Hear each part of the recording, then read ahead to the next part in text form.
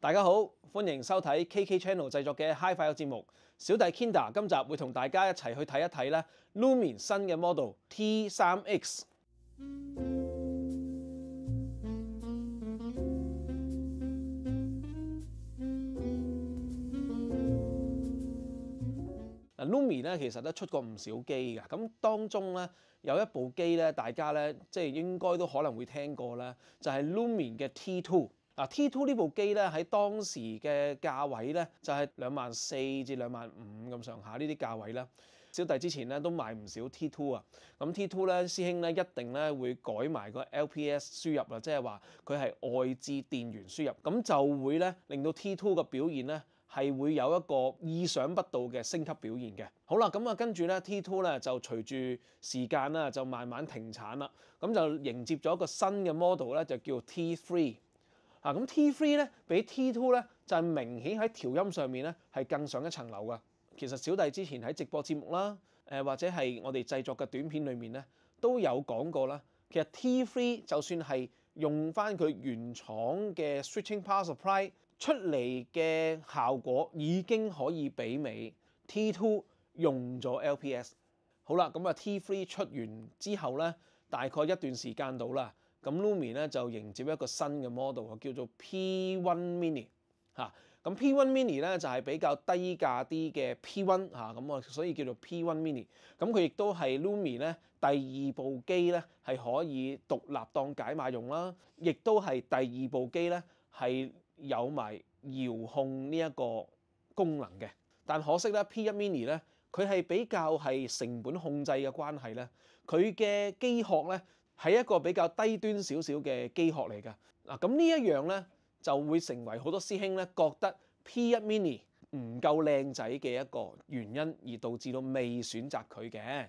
加上咧 P1 Mini 咧佢係用一個線性電源嚟做供電㗎，咁所以咧就令到 Lumen 咧喺定價唔使4萬蚊嘅機種裏面咧，就個表現係再上一層樓啊！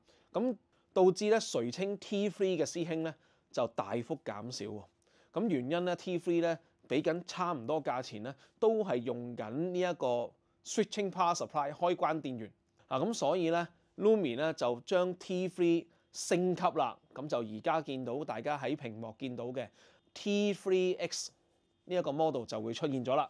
咁顧名思義啦 ，T3X 咧就係 T3 嘅 Enhance 嘅版本啦。咁究竟 Enhance 咗乜嘢咧？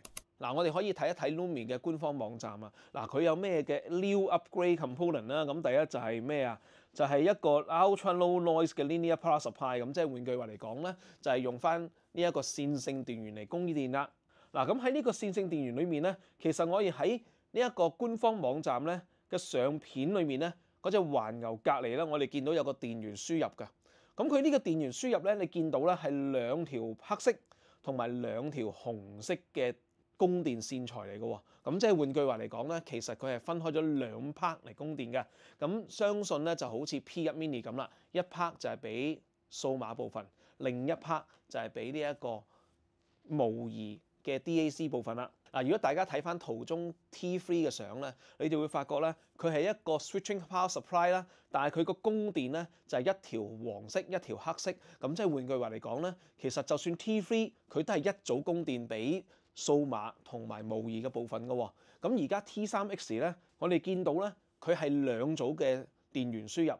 第一喺電源輸入嘅質量提升咗啦。第二咧喺電源輸入方面咧，亦都係分開咗數碼同埋模擬部分分開電源啦。咁即係換句話嚟講，電源質素靚咗，電源嘅方法靚咗，咁一定係會有大幅嘅進步啦。另外一個 upgrade 咧就係你見到咧 T3 咧，佢以前咧就係唔 support 呢一個 SFP 嘅網絡模組輸入嘅喎。咁而家咧佢係有咗 SFP 呢一個接口，可以俾你用 SFP 嘅 DAC cable 啦，或者 SFP 光纖啦，同呢一個 L2 或者係你嘅 switch 有呢一個 SFP 就可以用一個光纖連接，或者係用 DAC cable 連接啦。咁當然啦 ，T3 嘅優勢咧比起呢個 P1 Mini 咧，其實都會有一個明顯嘅優勢，就係喺外觀上面啦。咁 T3 嘅外觀咧就係用 CNC 做出嚟嘅鋁殼㗎。咁當然佢唔係一個鋁殼一體成型嘅，佢都係用 CNC 去做唔同嘅 component 砌成一個鋁殼啦。但係如果相比 P1 Mini 咧，佢嘅機殼嘅做工咧，或者係嗰個對於外界干擾嘅隔絕咧，係遠遠係會比呢個 P1 Mini 係好嘅。至於喺嗰個 spec 方面咧，其實同 T3 就大同小異㗎啦。大家都可以明白一樣嘢，佢係一個叫 T3X 嘅 model。咁佢嘅功能咧應該係同 T3 咧就唔差好遠啦。同樣都係2粒嘅 ESS 9028 Pro啦。另外咧就係用咗新嘅 Lumi 嘅數碼嘅 processing system 啊。換句話嚟講咧，佢係用咗 Lumi 新一個系列嘅 processor 嘅。咁即係換句話嚟講啦，佢嘅反應咧，亦都係會比 T2 係快嘅。好啦，咁值得一提嘅咧，就係話咧，以前嘅 Lumi 咧喺不論 T2 同 T3 推出嗰陣時咧，甚至 P1 Mini 嗰陣時咧，都未有 support KKBox 呢一個平台嘅。咁但係咧，而家 T3X 咧一出咧，我哋已經見到啦，其實咧就已經 support 咗呢一個 KKBox 啦，同埋 QQ Music 嘅平台啦。咁呢樣嘢咧，其實唔係淨係 T3X 嘅。咁喺以前或者係之前嘅 model 咧，透過呢一個網絡嘅 upgrade 咧，亦都可以實現到咧 KKBox 嘅支援。好啦，嚟到大家一個咧比較有趣，亦都想知嘅議題，究竟我應該選擇 P1 Mini 定係 T3X 咧？兩部機如果講 processor 啦，譬如係佢個 DAD 嘅 chipset 啦，佢個 processor 啦，甚至大家都係同時間係 support 呢個 SFP 嘅 module 啦嘅網絡啦，同埋咧大家咧都係用呢個線性電源供電啦，大家都係咧一組係俾 digital， 一組係俾 analog 啦。呢一個係小弟嘅推測嚟嘅啫，因為我見到佢兩組輸入。咁究竟大致上個 spec 差唔多嘅情況之下，個聲音會唔會有好大分別咧？咁應該點樣去選擇咧？咁首先咧，同大家講一講咧，呢條片咧係唔會有試聽嘅環節嘅。咁點解咧？係因為咧，其實如果以小弟聽感嚟講咧，T3X 同埋 P1 Mini 嘅聽感咧都係非常之相似。咁如果想聽翻 P1 Mini 或者 T3X 類似嘅聽感咧，其實可以參考翻咧小弟喺之前咧為 P1 Mini 拍攝嘅評測。但係咧喺呢個過程裡面咧，小弟咧都發覺咗有少少聽感上面嘅分別嘅，就係 T3X 咧，因為佢係受惠於佢嘅機殼啦，係個質量比較高嘅關係啦，你會發覺咧 T3X 喺播放音樂嘅表現咧，佢嘅寧靜度係會稍為好過 P1 Mini 少少嘅。但係呢一個少少，小弟認為喺 YouTube 未必可以反映到出嚟，咁所以咧呢一個咧就係點解小弟咧唔去幫佢拍攝呢一個試聲環節嘅原因啦。咁亦都咧，大家如果想聽嘅話咧，可以睇翻之前小弟咧為 P1 Mini 拍攝嘅嗰個短片試音嘅環節。